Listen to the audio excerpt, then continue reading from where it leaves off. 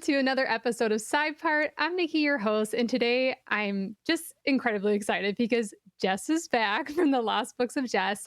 We chat about One Dark Window together. If you haven't checked out that episode, please go back and do that before watching this. But we just love that book so much. And this book is a duology, so we said, why not talk about Two Twisted Crowns too, and the whole Shepherd King duology together. So today is going to be a two-part kind of episode. We're going to give a brief, non-spoily recap of the series as a whole, and then we're going to dive straight into the book. It's going to be chaos. We're not going to go in any linear order. We're just going to talk about the vibes, our thoughts at random. So Jess, welcome. How are you? Yeah, I'm so glad to be back. I got to tell you, Nikki, I was chomping at the bit during our whole first episode to talk about the second book. So I was like, if Nikki doesn't have me back, I quit. I mean, because this is the one, again, like to me, the first book was great, but it was like the appetizer. And this book is like the whole meal. So I'm ready. I'm great. You know, it is kind of funny because I got that vibe while we were recording the first. You're like, this book's good, but the second one is the meat and potatoes. And so I'm just so excited to dive into it. I'll be very honest with you. When you're like, oh, I read this book, I'm like, a lot of people have been talking about it. I'll just read the first one so we have something to talk about when you come on. I had no intention of reading the second one until I read the first one, and I just couldn't stop. I'm like, I have to keep reading. This is such a phenomenal two-book duology. It's just awesome. So do you want to give your thoughts on your like non-spoiler thoughts on the series as a whole? Yeah, I mean, the first thing that stands out to me is the fact that it is a duology. I feel like sometimes in the fantasy realm and like as mutual lovers of fantasy books, it's easy to fall into 8-book unfinished series where the books are 900 pages long and you could build a house out of them and they're lovely. They're great. But sometimes it's so cool. Like this story, Rachel Gillig wraps it up so beautifully in 2 books in this perfect story arc, and you feel so satisfied at the end. And the books are only 300 to 400 pages long. Like they're not huge. And it was just, that's probably my top thing is it's like perfect bite-sized fantasy. The pacing is wonderfully done too, though. And in no point did I feel like I didn't get the vibes of a really long fantasy series. The detail was there, the information, the complexity, a really fantasy-driven plot, wonderful relationships and romance woven within. I mean, it was just so well done. And I don't necessarily get that out of like a shorter fantasy book sometimes. And she did it phenomenally. The pacing was just top notch. No notes. Oh, it really was. It was one of those books you finish a chapter and you're like, this is where I'm going to stop. But you finish that chapter and you're like, no, it's not. I have to keep going now because the pace just kept you so interested. And I thought like the characters too, I'm glad you brought them up because it was a smaller cast, I think, than when you read these larger epic fantasies, but they were so well done. Like this core cast of characters that we really see and even get to know better in the second book. Like I think the character development for a few of them in the second book was like chef's kiss. I would 100% agree with you. And there were some characters in the first book that I was really indifferent to. I don't know if that's right to say, but they didn't feel like they had a strong, I don't know, character development. Like Ione, we talked about Ione a lot in the first book. I'm like, what's her deal? Well, she got a deal in the second book and it was phenomenal. And so if you're meeting characters in the first book and you're like, they feel underdeveloped, it's because their time's coming. And I think that's what the beautiful kind of composition of these 2 books is what you felt like was doing really well in the first book. She continued that, but with other characters in the second book. So where some things kind of fell to the wayside, and we'll get to that more in the spoiler section, I felt like she let other things shine really well. And I'm being very vague because this is a non-spoilery section, but yeah. And I think that really came out for me. I think that came out for me when I opened the second book and saw that it was going to shift perspectives. Like when the chapters had names of characters, I was like, oh, we're digging in. We're digging in deep because the first book is one character's point of view for the entire book. And then this book, it shifts every chapter between, I think, 3 is what I counted when I read it. Yes. And that was so well done too. Well, and I love a third person perspective shift. So it's like That's what I think is so interesting. So a lot of times I think people assume like because there's different perspectives, it's in first person, but it's not. So you still get all those elements of third person that I love in a fantasy novel, but you get like those different viewpoints. So I thought that was really well done. And then the magic system got only more complex with the second book, which I loved. And that gothic element that I thought was kind of spooky, eerie, but I loved in the first, really drove home in the second. So you're not missing any of that. No, and I had such a big reaction to, I feel like the first chapters of the second book out of the gate remind you that this book is a little spooky. And I had a big, and we can talk about this more later, but a big like, oh no, ma'am, I could not be the main character in this book right now. No, thank you. Moment. And you know, my Delulu self is like, I could be the main character in almost every book, but I will say this book, I was like, no can do. Nope. This one ain't it. I mean, it ain't it. No. So let's dive into the spoiler section because I feel like let's unpack that. I personally loved that even though like Raven and Elsbeth's relationship kind of fell to, you know, the back burner, well, Nightmare took over her brain. So let's set the stage. Nightmare attacked Hoth. I can't say his name correctly. I think we've established I'm pretty terrible at names. So she took full responsibility to protect like Raven and Elm and let them continue their, you know, quest to get all the cards. So he controlled the Nightmare so he could essentially protect her friends, but she knew she was going through degeneration and it was going to be complete after that. So now Elsbeth's in the cell of the king's palace for attacking Hoth. He is alive, but barely. And that's where we start. Elsbeth's in like this weird under like water situation in Nightmare's. She's on like that beach. Yeah, but wasn't she like in the water at one point and then she gets to the beach? Didn't she keep trying to like swim away? Like she kept thinking I could get out of here, but like it like kept spinning her back onto the beach. And then the Taxis shows up on the beach, who we learn is the human version of Nightmare. It's the Shepherd King's soul. Well, and I feel like, was it Nightmare the Shepherd King's, what the Shepherd King's soul turned into? Like the part that we see in Elsbeth's mind is like what's in the card. But I feel like Taxis, the part that he preserved on that beach, was like the part of his soul that he protected, like, along with his family on that beach. Oh, that is such a good way to think about it. Yes. That's how I conceptualized it, because remember, there's one point where Elsbeth is just screaming at him, like, let me be free, get me out, let me out, let me out. And he's like, it's not going to be good once you leave here. I want to keep you safe. So I thought it was interesting that his family and like all those people were in that same space in his mind where he was keeping her safe.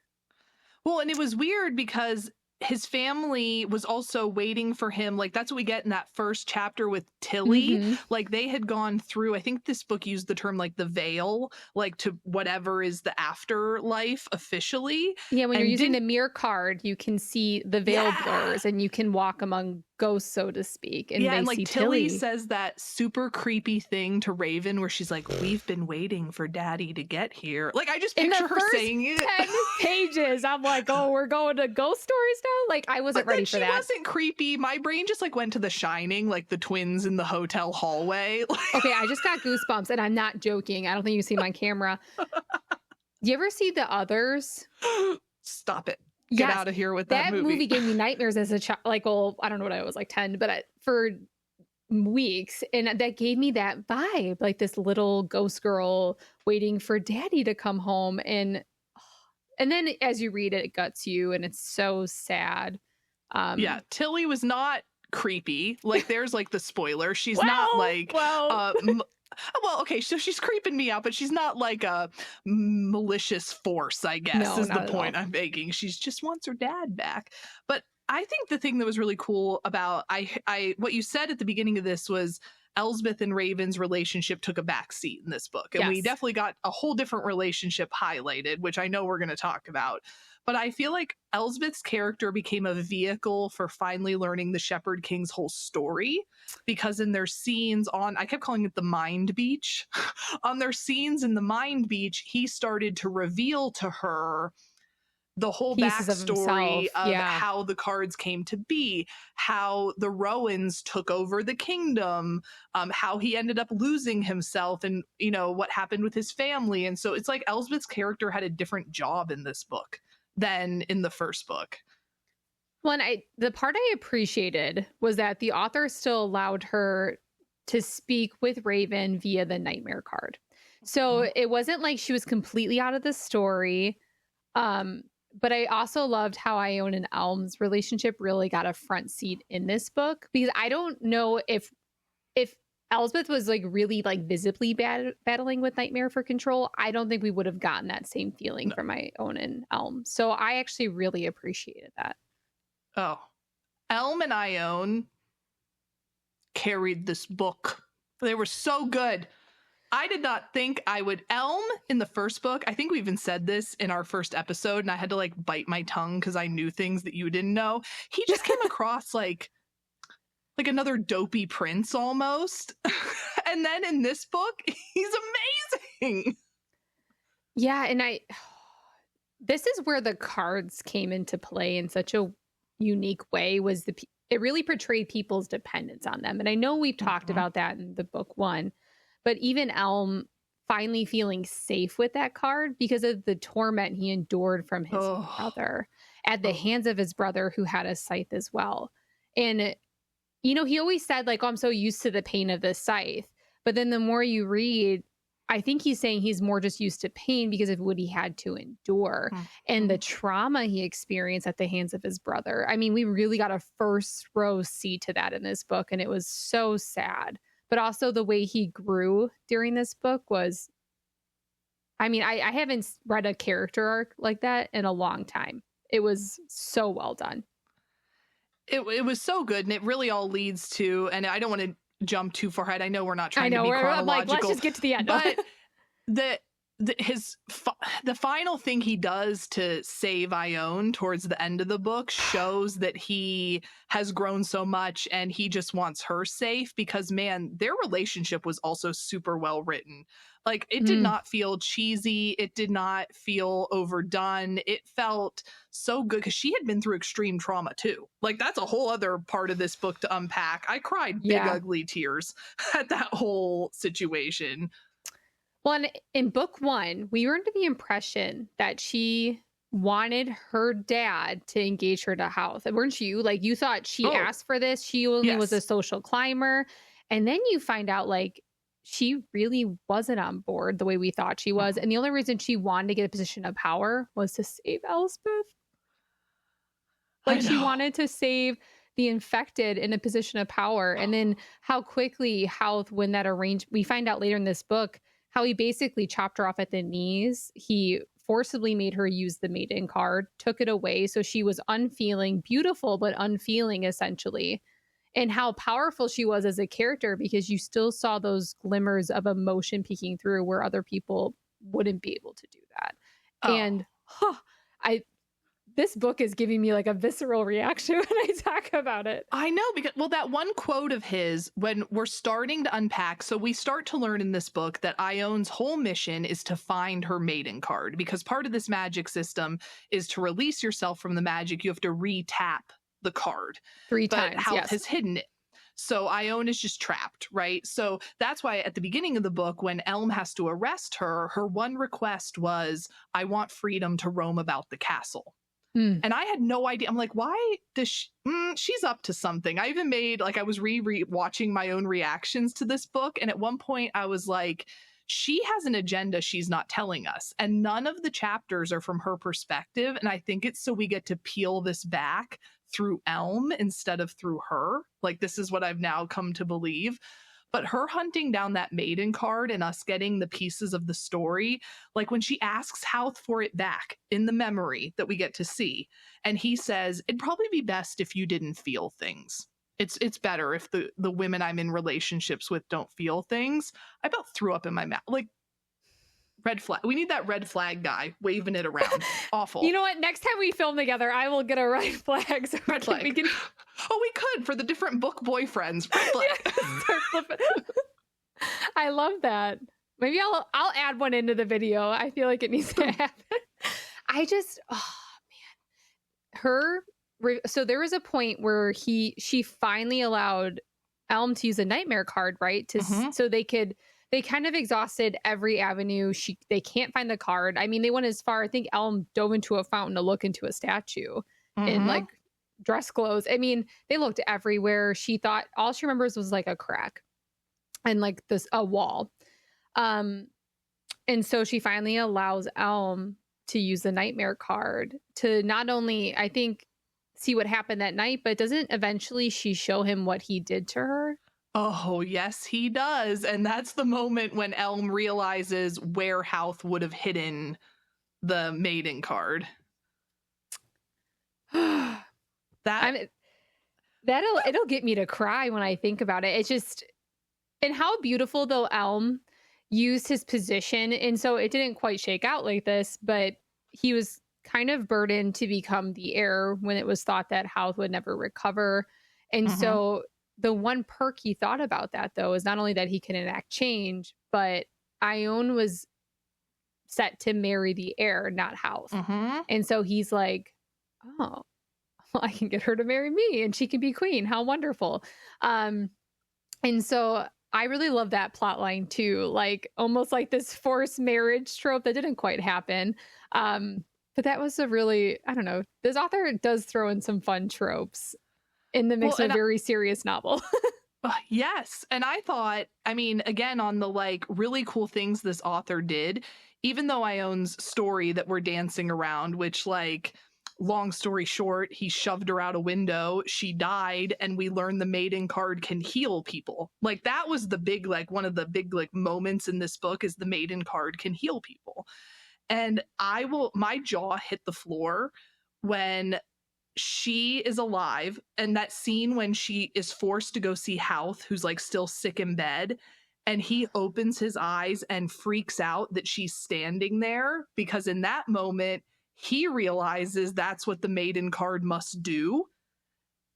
And then what happens? We heal Houth and he's back to be a jerk again. Like that whole twist where her still being alive taught the rest of them they could heal him. Woo! But even worse than that, Elm stole the nightmare card from his room, but decided to return it later after using it to read Ione's brain. It was only after he returned it that Houth's friend, I can't remember his name, but so like something with an F or it doesn't matter. He used that nightmare card to talk to Houth, and he was the one that figured out that it was the maiden card and got the maiden card for Houth. And not to mention, they didn't take away the maiden cards. They allowed him to stay in the family trove when they thought about maybe taking them at one point, I think. And like there were so many points they could have stopped Hal from recovering, and they didn't. And then you don't realize it till you're reading it, and you're just like, oh. Oh, and I think, wasn't it like a chapter that ended on Houth showing up and Elm and Ione see him, and he says like one sentence and the chapter ends, and you as the reader are just like, stop it. Like, no. See, that was one of the points where I was like, I'm going to be done after this chapter. I need to go to bed. And I was like, no, I'm not. Here I go. There's no way. Because that son of a gun only escalated from there. He just hops on the crazy train and rides it to the end of the book after he's resurrected. He uses his scythe on both Elm and Ione, and then steals Elm's scythe, and then stabs. Well, first of all, he makes Elm use the maiden card again, and then stabs her in the heart, and she does recover. But my goodness, like that was the most wild chapter of the book, even compared to when they meet. So we can kind of flip to like Raven's storyline, but when they meet the Spirit of the Wood, I thought that was their whole journey to get there was a little bit insane. But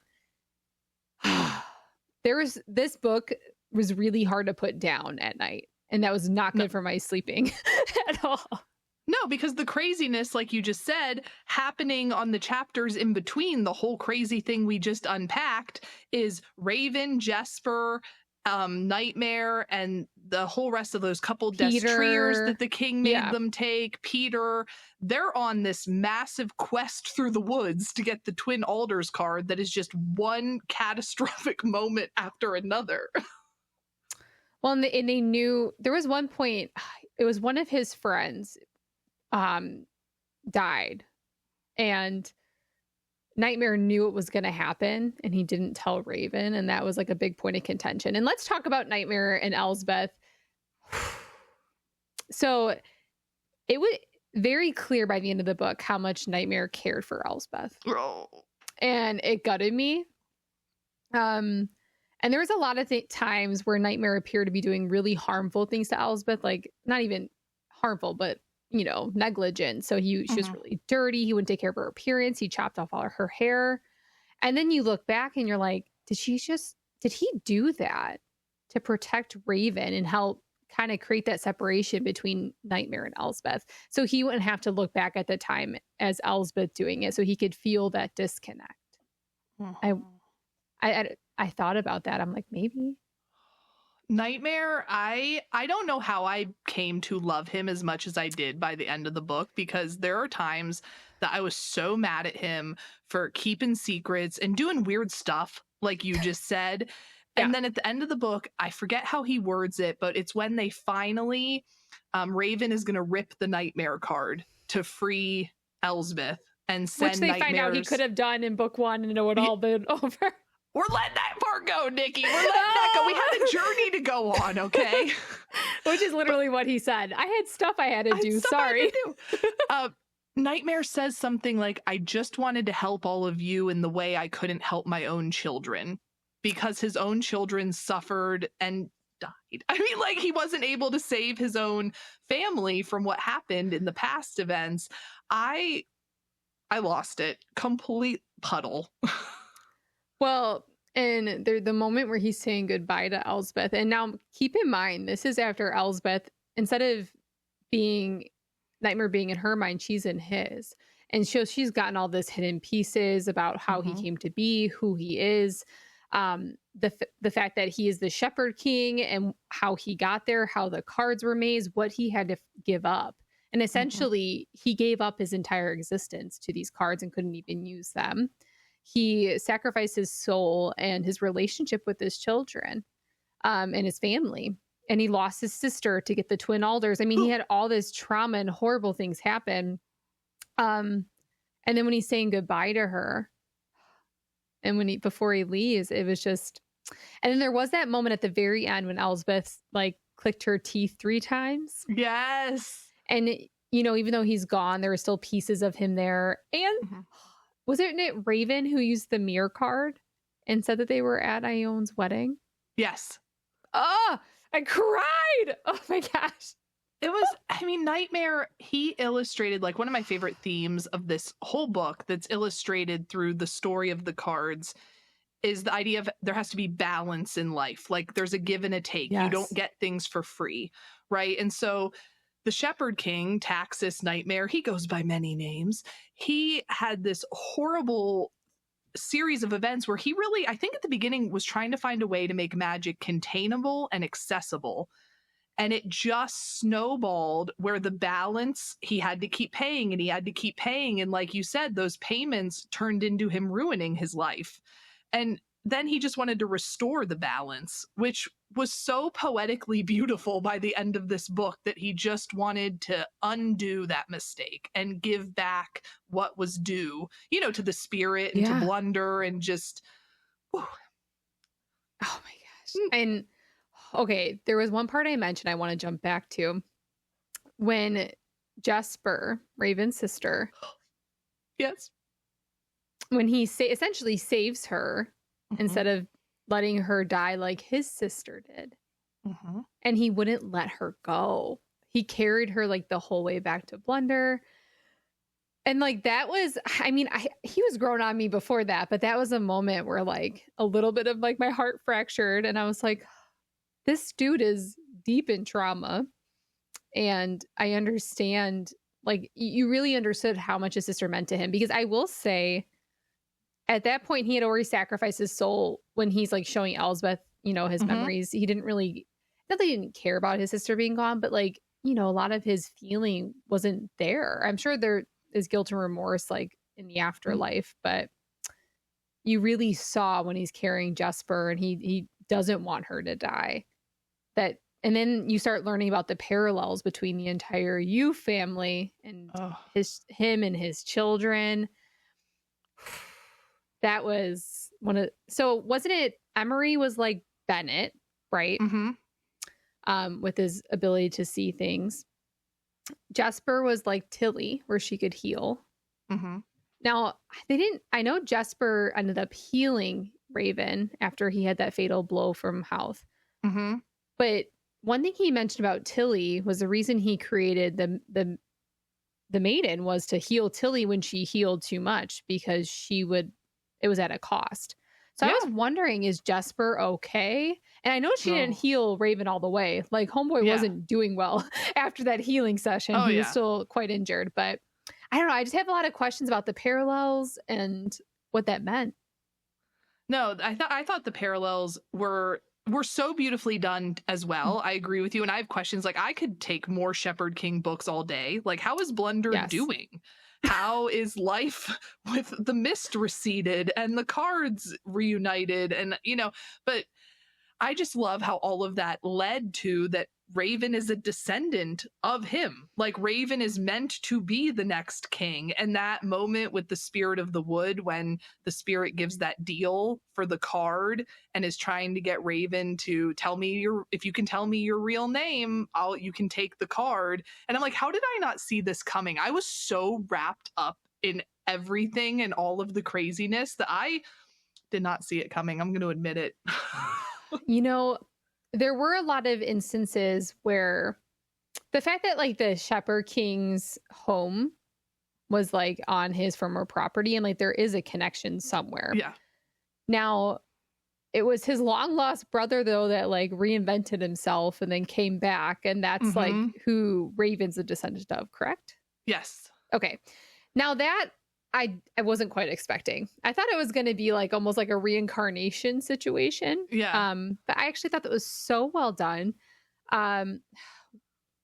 I personally didn't like that Raven didn't best Houth at the end. That was gutting. Yeah. Yeah. I was really hoping for some epic like showdown there. I was. I know, because Raven was the one who in the first book started to really like, you could tell Raven and Houth do not get along, right? No. Raven he broke knows his Houth wrist, is a bully. Yeah. Yes. I will never, that moment in the first book lives rent free in my head. We didn't talk about that, but that was epic. Yeah, when he just like curb stomps Houth's wrist. I was like, I was like, oh no, ouch, darn. After he broke Elspeth. Yeah. But they were robbing them at the time, and he didn't know it was Elspeth, but he's still like, yeah, karma, you have to get yours broken now too. So yeah. So I mean, Raven wasn't the one in the end, but I do like, it was still just so satisfying that Houth got pulled away by the mist as the infected person who reunited the deck. I was like, good, be gone, mist, be gone. I love that he got infected right before though.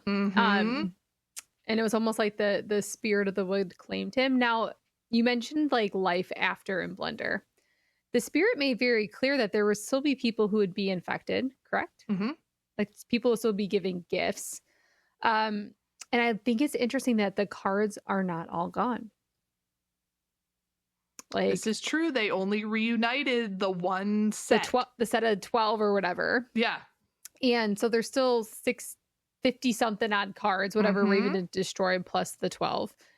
And politically, I would love to unpack what the implications are for what that looks like with the rest of the court. I think that'd be so interesting. Do the cards... Wait, I might just be like completely blocking out the very end of the book.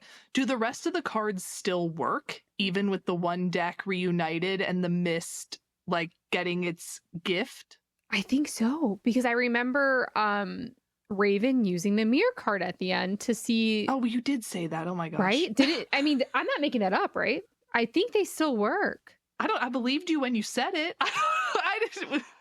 I'll have to fact check that one now. Now I'm second guessing myself, but I think they still work. And if they don't, then that's an easy answer. But if they do, what does that look like for the rest of Blunder and the people that still own them? Do they round them up? Do they let them have them? And magic still exists. Magic's not gone. I don't know. I have so many questions, but like, I love that it still felt very wrapped up. It did. It did. And the way that it ended with Elm and Ione's wedding was just like the cherry on the top. Like, not only how heartwarming that was, but just showing that, like, I think we needed to see the characters succeed, you know, like, and have this like joyous moment for them. And I love that it wasn't Raven and Elsbeth's wedding. I don't know. I was so team Elm and Ione by the end of the book. Okay, part of me was a little bit scared that they had this brief courting and then she lost herself and they were just going to get married at the end. I love that they didn't, and it was Elm and Ione. But I also really loved, I don't know if I love this as much as I thought it was a good plot point, was that both Raven and Elsbeth both lost a part of themselves. So the captain of the Destroyers was a big part of Raven's identity, even though it was like begrudgingly so. And then also Elsbeth lost her identity, like her companion Nightmare. And so they're both kind of on this healing journey. They've been through a lot. And I love that they did not get married at the end. I loved it. I do too. I did too, because sometimes, I mean, I don't know, as fantasy readers, I feel like we're always like shipping people and wanting them to like get together and like don't burn too slow. But like, it is so realistic when characters experience trauma and lose parts of themselves and have this whole horrific journey that, like, if I was Elsbeth, I would not be like hurrying up to throw on a wedding dress after I just got my brain back. So I'm with you there. I think it would not have made sense at all.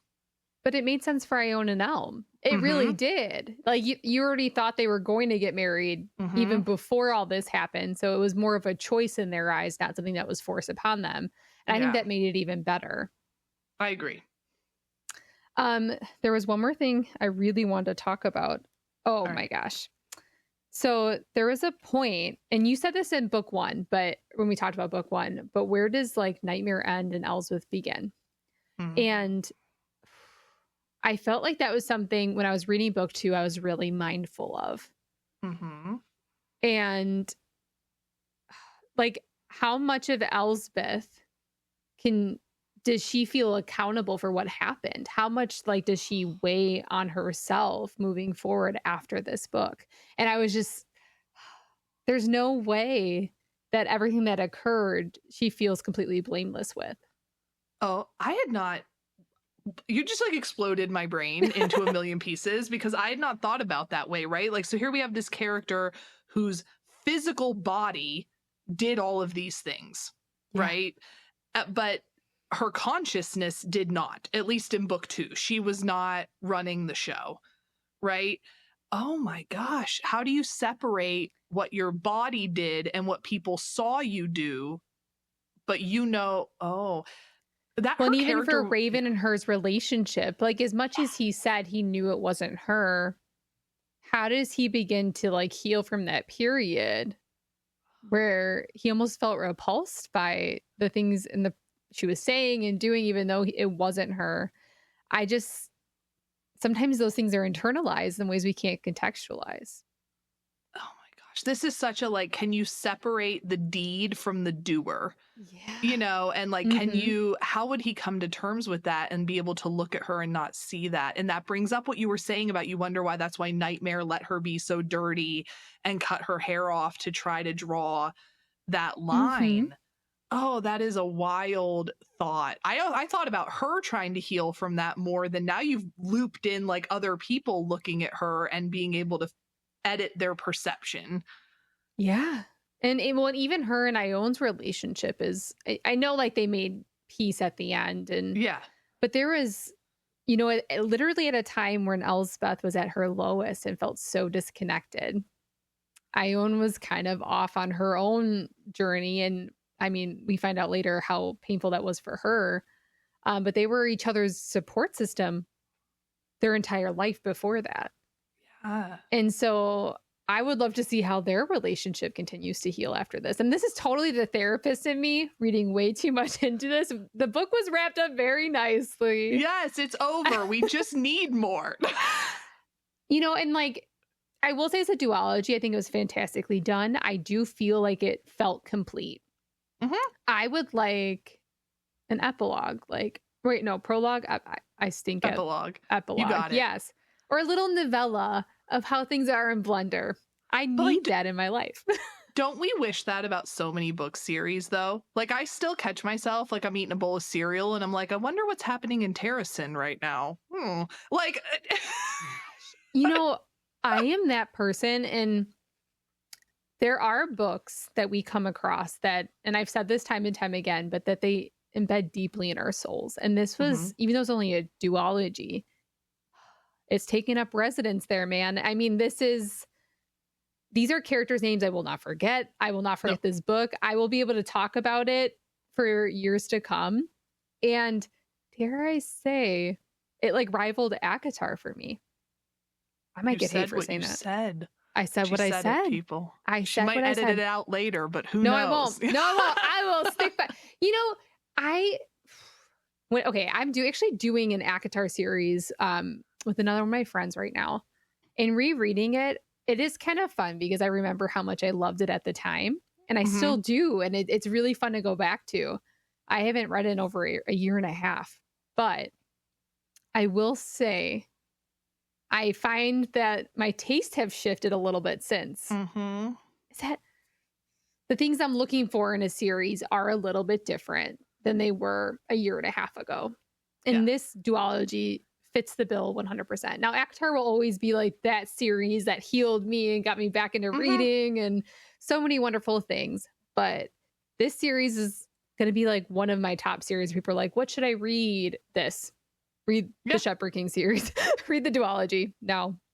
Oh, I have been recommending it to so many people, especially when people are like, oh, I'm trying to get into fantasy. And I'm like, because we said at the beginning of this episode, fantasy can feel so daunting when people come at you with like Brandon Sanderson, and like, where do you even begin? And like, what a great way, like duologies are such a great way to toe into the water, I think. And I'm going to admit, like, ACOTAR was also my gateway drug back into fantasy as an adult because it opened up the whole realm back to me. I have not reread it since. I read it for the first time the year A Court of Silver Flames came out. I read them all in that year.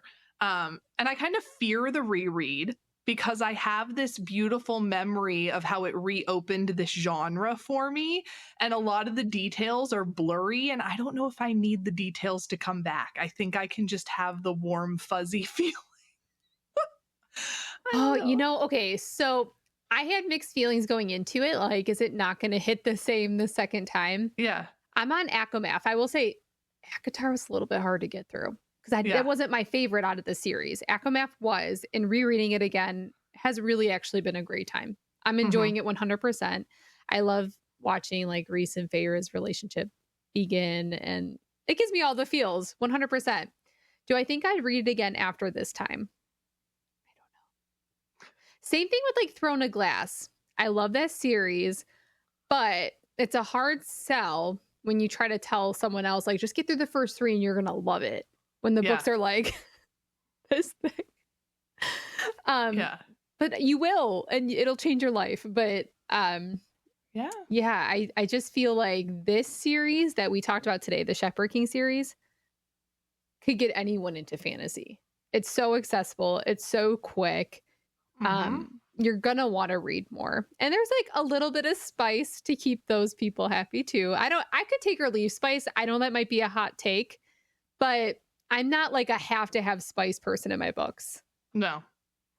I'm the same way. I mean, it's fun to read when it's well done. Yes. And when you really are connected with the characters, like there are spicy scenes that I'm like, will forever live up here. But I've read plenty of books with zero spice and been completely content. And the spice in this series, which is a great question we haven't addressed yet, is so mild, really comparatively to so many other things in the fantasy realm. Yeah, and it doesn't feel like the author put in spice to sell the book. And I will say, I will not mention any specific authors or books, but sometimes the insertion of spice can feel forced and doesn't make sense with the characters and their development. And when that happens, I find myself being almost pulled out of the story where I didn't feel like that. Because I will admit, there's sometimes in a book, I'm skipping over spice scenes. I'm like, okay, here's another one. Like, whatever. Let's get to the plot. I never felt like that with this book. Because there's even in the spice scenes, there was a point. They were breaking down some wall. They were finding connection where there wasn't a connection. And something would happen that would peel away another layer of that character during those moments where those scenes felt essential to the story, not added in as an afterthought to sell the book.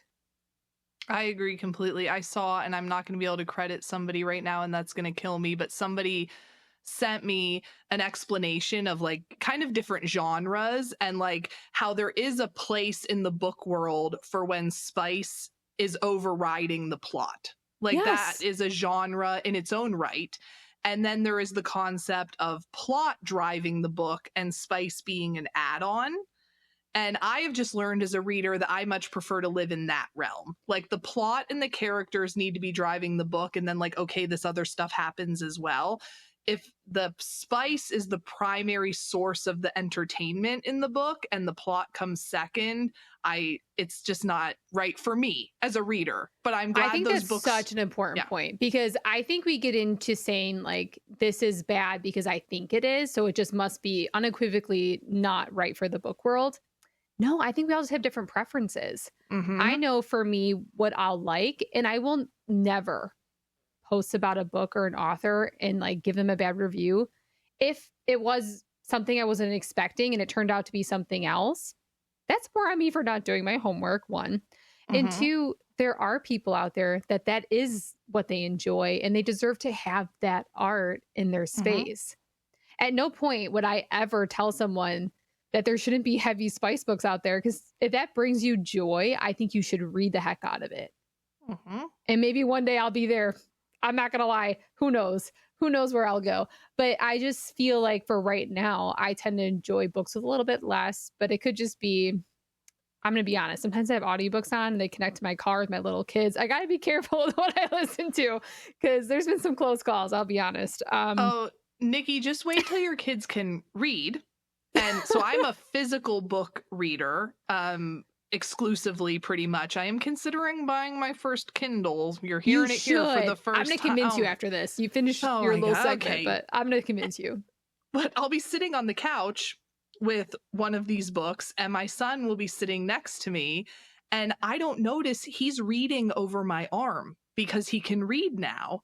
And then it hits me, because when he was like 2 or 3, he would sit next to me on the couch. He didn't learn, okay, whatever, younger than reading age. And mine's almost 4. She's just like, oh, mommy's reading her Kindle. I'm like, yes, super informative, learning academic stuff.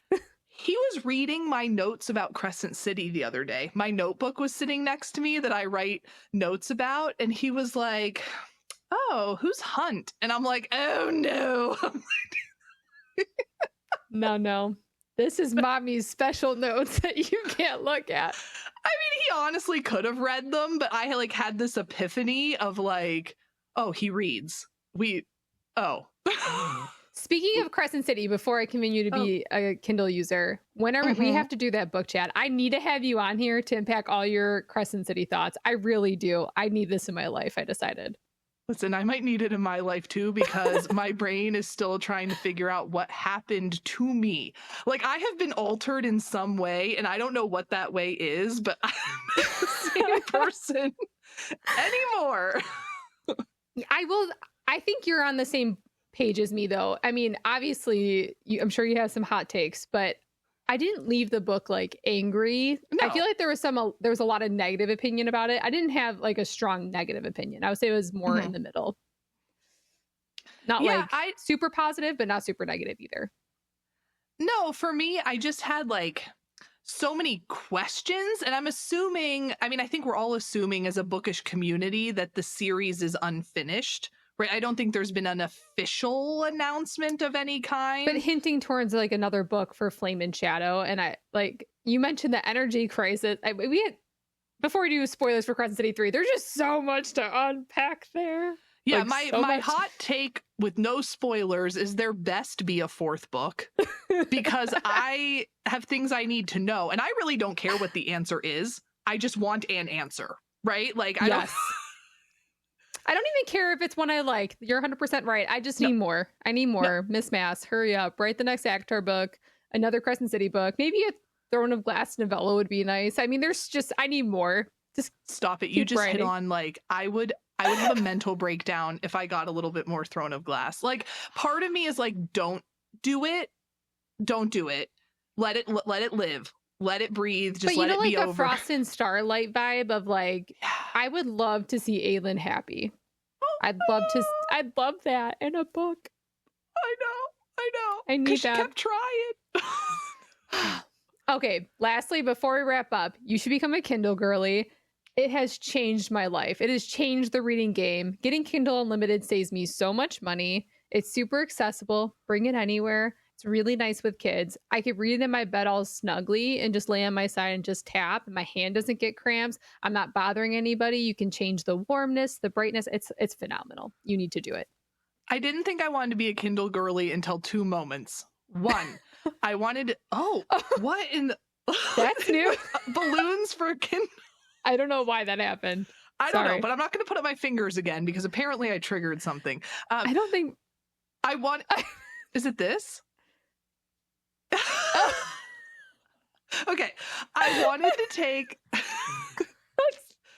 I wanted to take Crescent City with me to. I had to sit and wait for my car to be inspected, and then I was like, I do not want to take that brick with me somewhere. And I was like, if only I had a Kindle. Okay. Second time I wanted a Kindle is, have you seen everybody's setups with the bendy arm where they lay in bed and they have the button clicker to turn the pages? Yes. So they just lay there. So that was the other moment that I was like, I'm doing this wrong. I'm reading wrong. Yeah, well, and so I'll show you. Hold on. I got my Kindle right here. So I have just like the cheap, well, actually it's not cheap. It's like the Kindle case, but it kind of goes like this. I lay it on my pillow like this, and I lay on my side, and I just tap with my little finger, and I read in bed like that. Next, just this propped up like a 10 on my pillow, laying my head like that. It's so cheap and easy. Listen, like I don't have to buy all the attachments because I already have a hack, done and done. You should do it. Become a part of the Kindle army. I've read more books with a Kindle than I ever would physical, and honestly, it's like more economical for us. We pay like I think it's like $11.99 a month for KU, but I was buying like 4 or 5 books, some physical, some ebooks. It adds up, and I can't keep up with some of you girlies on Bookstagram. Books are like the one, like I know there's like a whole conversation that we're not getting into right now about like overconsumption on Bookstagram, right? But I was always raised, and I got this from my grandma and my mom. Books were the one thing no one ever said no to me about as a kid. Like if I wanted a new book, somebody would find money to get me a new book. So that has like carried into my adult life that like I will buy myself a book and then I will put back like the shirt I wanted or something, or like my son at the Scholastic Book Fair, I'm like Mr. Monopoly money, which is probably like setting a bad me and precedent. My kids roll up to Barnes and Noble. Like I just have bags of money. I don't. But I love encouraging my kids to read. They see me reading, not as much as I'd like because, they don't let me do a lot of reading, but just fostering that love of learning and reading at such a young age is so important to me. And I do you ever get this question? Like, how did you get your kid to be a reader? I read a lot and they think I'm the coolest right now. So they want to read and I read to them. It's something we do together. And it's like my favorite part of the day. Yeah, we have read to co-host 2.0, my son, I guess Michael. I'll go ahead and say his name on the podcast. No, we have read to him every single night of his life since he could in some way sit up with us. So like whatever age he was first sitting up and he could like sit in my lap with like a cardboard book. We've done it every night. We even make sure we pack books on vacation if we go somewhere because he refuses. Like if we forget, he will not go to bed. Like until we've read a book. So I just started doing it as a way to connect before bed. Like, Hmm. I'll be honest, my kids were really little. They had no interest. But recently, my daughter turned 4, my son's going to be 2 in a week. And they love reading at night and they love going to the library now, which has been kind of Yeah. fun. Like, they both got Aw. their first library cards. And Yeah. yeah, I don't kill it every day as a parent. I'll be honest. There's some days they're rough. I just, I'm either Hmm. short with them or I don't feel like I'm a good mom. But I tell you, I never feel bad ending the day with books No. and No. reading and reconnecting and just showing up for them in that way. It's more maybe for me than them now that I think about it. But I just so no. realized that it looks like I'm like progressively getting in the dark over here. Because I was trying Because to you use are. No. I was trying to use the natural light from my window, and I was like, I should have turned on. No, I think that's a perfect way. The sun's setting on our session. Well, thank you so much, Jess, for one, Yeah. being on the podcast yet again. And we're going to have to stay after this we record because we're going to set a date for Crescent City 3. You heard it here first. We're going to do it. I Yes. can't wait. I'm I'm real in. excited. I got to go back through all my notes. Yes.